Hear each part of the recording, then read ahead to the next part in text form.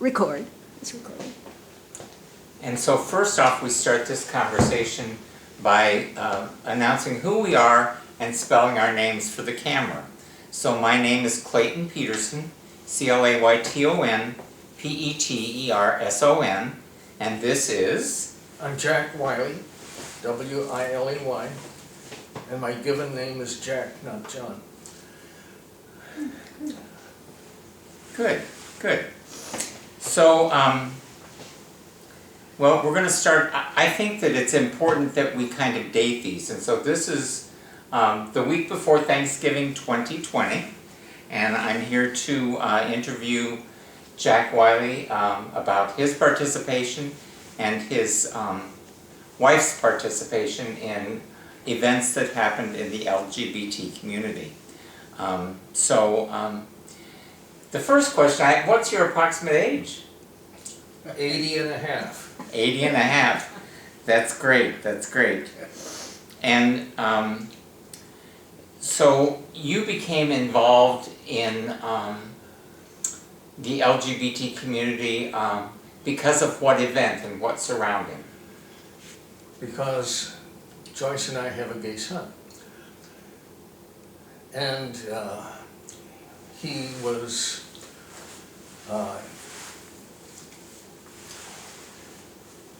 he came out to us in a kind of a slow way, but we really were not antagonistic at all.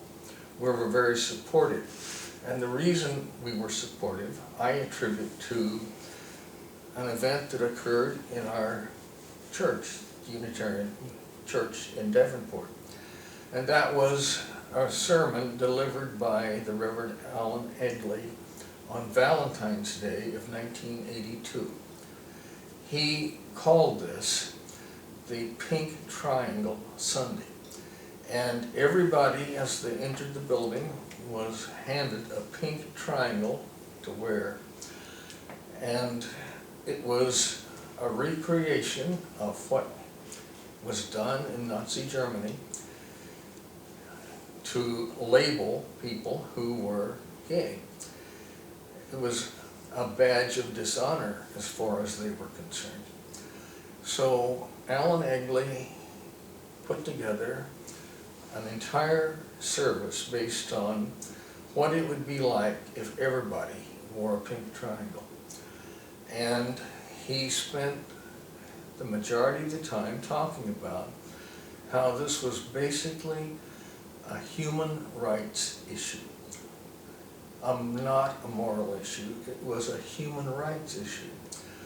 And of course, we really loved Alan Egley, and we were strong supporters of what he had to say.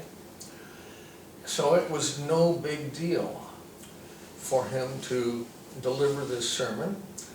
We thought it was good, we absorbed it, and then we went home. And really didn't think about it much more after that, until Jason began to later, and about 2 years later, indicate to us that he thought he was gay. And he was scared, really scared. And Joyce and I tried to communicate very carefully to him that there was nothing for him to fear. We were totally supportive of him and loved him no matter what. We had no basic antagonism towards the lesbian and gay people. We hardly knew any. We hardly knew any at all in the middle 80s. But we tried to assure Jason that everything was just fine. We accepted him as he is. Well, we were too rational because he didn't find that to be enough, because he was seeing all around him at school and in society that there was a definite bias against people who were gay. And he didn't want to be a part of that. He didn't want to be a victim. He wanted to not be gay. So, even though Joyce and I were totally supportive, we were not able to help him understand that that support was unbending. And he began to have mental issues and almost had a suicide by the time he was a senior in high school. Partly brought on by the fact that he came out to one of his close friends in high school, and that friend turned on him. That friend broadcasted all over the school that he was gay. And this really took a toll. And Joyce and I began to see how desperate the situation was. We did prevent his suicide, and we felt like we had to do something more. We had to keep it going. And the thing that we recognized was there was no support other than our own coming from community, the school. He was alone and felt very alone. So we created, out of the Unitarian Church, a new support group for gay and lesbian youth. Can I interrupt one moment? So, for the film audience, Jason is Joyce and Jack's son, who at the time he came out to you was what age? When did he? He was about 14. 14 when he thought he was gay, or he was? He crept out. Crept out. This is a picture of him as a senior, and he was about 17 or 18 at that time. But I would say he started giving us signals. He would write us notes. He would talk about Harvey Milk in San Francisco. And we just totally accepted it. But we realized that our support was not sufficient. He had no other community support. Well, he had support through the Unitarian Church, but that was, I mean, he didn't have any close friends and colleagues or teachers who gave him the support that he felt he needed. So Joyce and I, sitting at this very table, decided to create something, provide support, and it was through the Social Concerns Committee of the Unitarian Church. And that was in, so it started at the Unitarian Church in about what year? Well, do you remember? Look at my notes here, yeah. In 1990. This was after he was already gone from here. He was in school at the University of Iowa. But we decided we needed to do something for people who were suffering like he did. And to create an allies and a group of right, for support for gay and lesbian youth and their allies, including parents. And we met once a month in the Unitarian Church basement, once a week in the evening, and suddenly it grew out of control. It grew large. We had people from as far away as Dubuque and Geneseo and outside the Quad Cities who were coming. Not only youth, but their parents. And suddenly, this was very big. Too big for a little congregational event. I mean, in the church. So we worked with one of our closest allies, Reverend Alan Egley, who had been the minister who had put the whole idea into our head, being gay is good. He had moved on and was now the director of the Doris and Victor Day Foundation in Rock Island. And working with him, we decided to create what is now called Quad Cities Affirming Diversity. And that would have been in the early 90s. Basically 1990, what started under a different name, but 1993 officially became Quad Cities Affirming Diversity, and Alan Egley created that name. And so over the years, what has changed your role as being an ally? So actually forming QCAD changed your role as being an ally just for your son, but an ally for the whole community. An extended community. And Joyce really took this seriously. And she effectively was the leader from 1990 until 2017, when she was no longer able to do it due to Alzheimer's.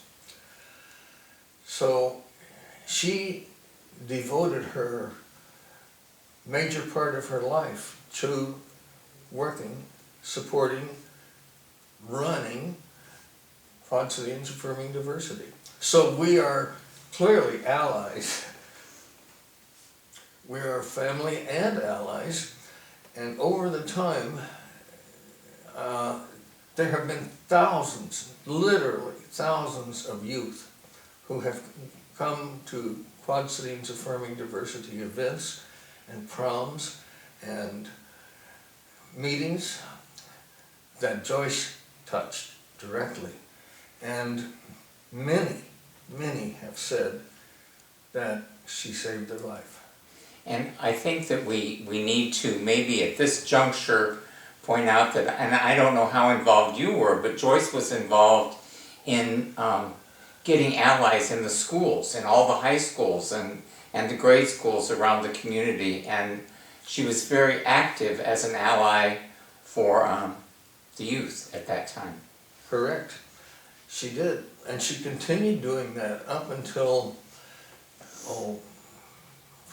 sometime in her early 70s, but she still served on the, she still met with the youth every Friday night.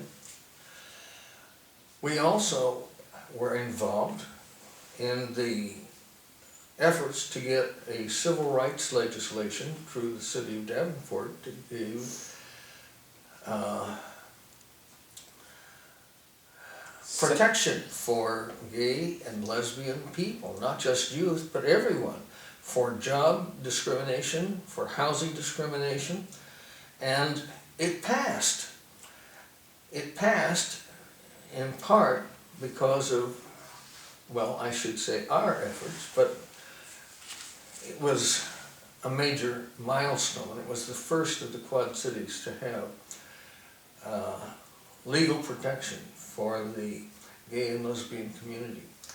And that was putting sexual orientation as part of the classes in the city ordinances. And actually I looked that up, I don't know when that passed in Davenport, but I know that Joyce, out of QCAD, helped form another nonprofit organization that was called Equality Quad Cities, and that was formed in 1997. And Joyce was the leader of that organization, and we were a separate organization because QCAD would lose their nonprofit status if they became political. And this was a political issue that we were striving for, but that was Right. that was formed in 1997, and it didn't start out as Equality Quad Cities, but I couldn't find the name that it formed as, but it was Equality, maybe, or Equity. I think maybe it was Equity. called the Equity Project. Right. Right. Well, Joyce was a very intelligent person and a very committed person to the cause of supporting the gay and lesbian community. Now, it came as a fact that we had a son. We wouldn't have been brought into this had it not been for Jason, but that's the way it turned out. And she devoted her life to that and saved the lives of many, many youth. We have had, for example, we still receive, until recently, before she died, we would receive notes and letters. The person who came in to repair the refrigerator over there would say, I used to go to QCAD. And it's been a very touching experience. That's great. And so, out of this, did you lose any friends or were ostracized by any of the community that you were friends with because of your being an ally for this community? Not that I know of, Clayton. But soon after this started, I was an employee of John Deere at the Technical Center in Moline. I did a noontime seminar. We used to have seminars at noon. I did a noontime seminar on this, and I stood right in front of all my colleagues and talked about it. Nothing negative came out of that. So that made me feel good. And there has been really no negative feedback from any parent or our friend or ally that we know of. I mean, there may have been behind our back, but nobody ever came to my face or Joyce's face and said, what you're doing is wrong. And our families were totally supportive. They were quiet about it. They didn't want us to talk about it, amongst their circle of friends, but they were not antagonistic. So we were very, very fortunate. The very first time we had a meeting of the gay and lesbian youth at the Unitarian Church, we were concerned about what would happen. So we notified the Davenport police and told them about it, and they provided a cruiser just parked in the parking lot with a policeman in it in case anything happened. But I can tell you, nothing ever happened in all those years since 1990 that we know about. Nothing violent or suggestive or mean or rude. We have been very fortunate to have it accepted. So, in this whole thing, I think that Joyce also, and with your support, was very active in the I Do celebration, which was marriage equality. Correct. And that was in that marriage equality thing. She provided us first to get the sexual orientation in the ordinances in all the cities around the Quad Cities. She would provide us speaking points, lists of speaking points. They were She got it out of here.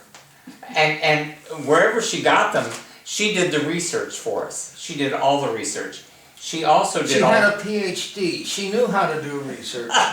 There we Her go. PhD was in nutrition science, but her heart was in social science. But she fed all of us. Just yes, she did. And so she also promoted marriage equality through the I Do celebration, which was in 2004. And there were 25 couples that renewed their vows to one another. The Unitarian Church held a ceremony. Metropolitan Community Church held a ceremony. And so there were private ceremonies held at the park over in Davenport.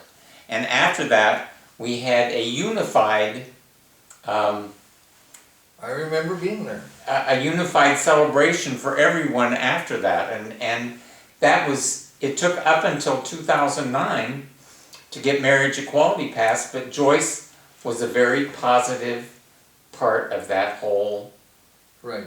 thing. She was an organizer. She was a thinker and a doer and a mother and a wife. And she did all of them well. So, do you have any final thoughts that you would share that we have not covered, so to speak? I know we've gone through this rather rapidly, but you're the first ally that I've interviewed, and so I don't have a lot of thoughts as to what I should ask. Well, It's okay. we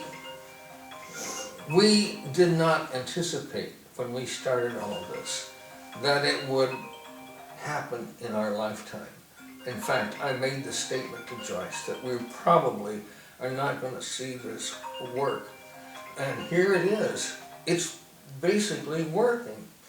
It's not done by any means, but getting the ordinance passed in Davenport and all of the other Quad Cities, and now the state, it's been a very surprising thing for me that it occurred at all. Now, maybe I shouldn't have been surprised, but I'm just telling you honestly, I was surprised and very, very pleased. Jason just got married last week. He and his partner of 20 years in Rockford. And part of it's because of Joyce and me, but mostly Joyce. Joyce was the real brains and pull behind making it happen. So, I don't know who the next Joyce will be, but there's got to be one to carry on. And there does, indeed, indeed. So, is there any life lessons that you would like to share with our audience today? It's been a very satisfying experience for us to have been a part of this. We had no idea when we got into it that it was going to turn out so good. And we considered it turning out very, very good. So the life lessons are, you don't know what you're getting into when you get into it. But if you work at it and have some luck and good supporting friends and allies like the Unitarian Church and the people that we met and grew up with there,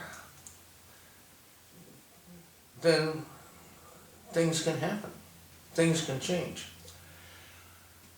We've been attending the Unitarian Church long before we came to the Quad Cities. When we were in graduate school at Illinois and at Purdue, we attended the Unitarian Church. Our thinking partly was determined by that organization. So organizations and the people you associate with in organizations have a major effect on what can happen in your life. Make sure they're the right ones. And I think that change is always a positive thing. When your heart tells you something is right, you go for it and face the consequences as they come. And we did that, and we did not have any serious negative consequences at all. That's a good message to deliver to people. We did not suffer. We were in fact elevated by the experience. Do you have anything to add to this interview at all?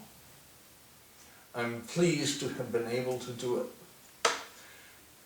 And I look forward to seeing the end result and to seeing this put into the Quad Cities community history. It has been, it's a historical event. Not just an event, a historical series of events over many years. It's something that really has worked. Thank you, Jack, for all your dedication and for sharing this. I've enjoyed it. Great. Okay, now let's see if I can figure out how to Okay, did I? turn this off. It's recording, and then I think it's this thing.